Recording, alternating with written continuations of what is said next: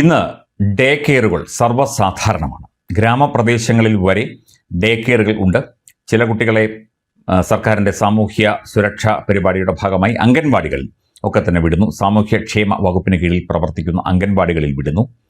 ചിലരെ ഡേ കെയറുകളിൽ വിടുന്നു. മാതാപിതാക്കൾ രണ്ടുപേരും ജോലിക്ക് പോകുന്ന കുഞ്ഞുങ്ങളെയാണ് ഇങ്ങനെ വളരെ ചെറിയ കുട്ടികളെ 3 വയസ്സിലൊക്കെ താഴെയുള്ള കുട്ടികളെയാണ് ഡേ കെയറുകളിൽ വിടാറ്. ഈ കുട്ടികൾ ഡേ കെയറിൽ സുരക്ഷിതരാണ്. ഇവരെ സ്വന്തം കുഞ്ഞുങ്ങളെ നോക്കുന്നത് പോലെ അവിടുത്തെ ജീവനക്കാർ നോക്കും എന്ന പ്രതീക്ഷയിലാണ് അവർ ചോദിക്കുന്ന പണം കൊടുത്ത് നമ്മൾ ഇവരെ ഡേ കെയറിൽ അയക്കുന്നത്. പക്ഷേ ഈ ഡേ കെയറിൽ കുഞ്ഞുങ്ങൾ സുരക്ഷിതരാണോ? ഈ ചോദ്യം തീർച്ചയായിട്ടും നമ്മൾ ഉന്നയിക്കണം, അന്വേഷിക്കണം. പല ഡേ കെയറുകളിലും CCTV ക്യാമറകളൊക്കെയുണ്ട്. പക്ഷേ പല ഡേ കെയറുകളിലും കുട്ടികളോട് ആയമാരും അവിടുത്തെ മറ്റ് ജീവനക്കാരും മോശമായിട്ട് പെരുമാറുന്നതായിട്ടും കുട്ടികളെ ഉപദ്രവിക്കുന്നതായിട്ടുമുള്ള റിപ്പോർട്ടുകൾ ഇതിനു മുൻപ് നമ്മുടെ നാട്ടിൽ നിന്ന് പുറത്തു വന്നിരുന്നു. ഇതിപ്പോൾ ബംഗളൂരുവിൽ നിന്നുള്ള ഒരു റിപ്പോർട്ടാണ്. ഈ റിപ്പോർട്ട് പ്രകാരം കുഞ്ഞുങ്ങളെ 2-3 വയസ്സുള്ള കുഞ്ഞുങ്ങളെ അവർ കരയുകയോ മറ്റോ ചെയ്താൽ വാഷിംഗ് മെഷീനകത്ത് ഇട്ട്, ഇനി അത് തിരിക്കുമോ ഓൺ ചെയ്യുമോ എന്നറിയില്ല, വാഷിംഗ് മെഷീൻ്റെ ഫ്രണ്ട് ലോഡ് വാഷിംഗ് മെഷീൻ അകത്തേക്ക് കുട്ടികളെ ഇടും. കുട്ടികളുടെ വായിലും മുഖത്തും മൂക്കിലുമൊക്കെ പ്രത്യേക സ്പ്രെയർ ഉപയോഗിച്ച് കരയുന്ന കുട്ടികളുടെ മുഖത്തേക്ക് വെള്ളം സ്പ്രേ ചെയ്യും എന്നുള്ള ഒരു റിപ്പോർട്ട് പുറത്തു വരുന്നു. അതും വിഖ്യാതമായ ഒരു ക്യാമ്പസിനുള്ളിൽ പ്രവർത്തിക്കുന്ന ഡേ കെയറിലാണ് ഈ സംഭവം റിപ്പോർട്ട് ചെയ്തിരിക്കുന്നത്. വാഷിംഗ് മെഷീനിൽ കുട്ടികളെ പിടിച്ചിരുത്തുന്നു. ജീവനക്കാർക്കെതിരെ ഇപ്പോൾ കേസെടുത്തു. ബംഗളൂരുവിലെ HAL campus, Hindustan aeronautics limited എന്ന പൊതുമേഖലാ സ്ഥാപനത്തിന്റെ ക്യാമ്പസിനകത്തുള്ള ഒരു ഡേ കെയറിലാണ് ഈ സംഭവം ഉണ്ടായത് എന്നാണ് റിപ്പോർട്ടുകൾ സൂചിപ്പിക്കുന്നത്. കമ്പനിക്കുള്ളിലെ ഡേ കെയറിലെ ആയമാർക്കെതിരെ ഇപ്പോൾ കേസെടുത്തിരിക്കുന്നു. 2 വയസ്സ് മാത്രം പ്രായമുള്ള കുരുന്നുകളെപ്പോലും കരഞ്ഞാൽ ഫ്രണ്ട് ലോഡ് വാഷിംഗ് മെഷീന്റെ ഉള്ളിൽ ഇരുത്തുകയും വാഷ്റൂമിനുള്ളിൽ കുഞ്ഞുങ്ങളെ പൂട്ടിയിടുകയും ചെയ്തു.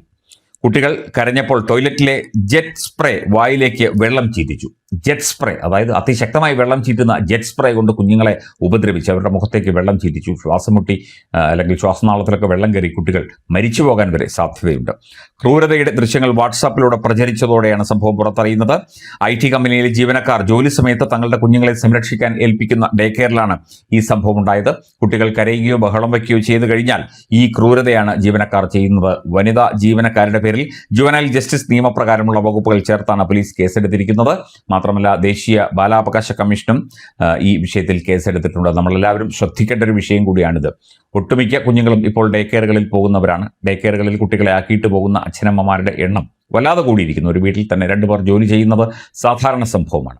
കേരളത്തിൽ ഇങ്ങനെ നടക്കുന്നു എന്നല്ല പറയുന്നത്, പക്ഷേ അതിനുള്ള ഒരു സാധ്യതയുണ്ട്. അങ്ങനെ പലതരത്തിലുള്ള ആരോപണങ്ങൾ. കഫ് സിറപ്പ് കൊടുത്ത് കുട്ടികളെ ഉറക്കി കിടത്തുക, അതുപോലെ പ്രത്യേകമായ പൊടികളോ ഗുളികകളോ കൊടുത്ത് കുട്ടികളെ ഉറക്കി കിടത്തുക, കുട്ടികൾ കരയുമ്പോൾ ക്രൂരമായി അവരെ പീഡിപ്പിക്കുക, അവരുടെ കാൽവെള്ളയിൽ അടിക്കുക, കൈവെള്ളയിൽ അടിക്കുക തുടങ്ങിയ കാര്യങ്ങളൊക്കെ തന്നെ നമ്മുടെ നാട്ടിൽ തന്നെ ഡേ കെയറുകളിൽ നിന്നും നഴ്സറികളിൽ നിന്നും സർക്കാർ സ്കൂളുകളിൽ നിന്ന് പോലും റിപ്പോർട്ട് ചെയ്യപ്പെട്ടിട്ടുണ്ട്.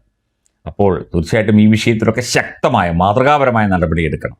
നമ്മൾ കുട്ടികളെ വിശ്വസിച്ചേൽപ്പിച്ചു പോകുന്നു. ആ കുട്ടികളുടെ ജീവനും ഒക്കെ തന്നെ ഭീഷണിയാകുന്ന തരത്തിൽ അവിടുത്തെ ജീവനക്കാർ അതാരായാലും പെരുമാറിക്കഴിഞ്ഞാൽ അവർക്കെതിരെയൊക്കെ ശക്തമായ നടപടി ഉണ്ടാകണം. കുട്ടികളെ ഡേ കെയറിലാക്കിയിട്ട് പോകുന്ന മാതാപിതാക്കൾ ഈ ഒരു വിഷയത്തിൽ കൂടുതൽ ശ്രദ്ധിക്കണം, അന്വേഷിക്കണം.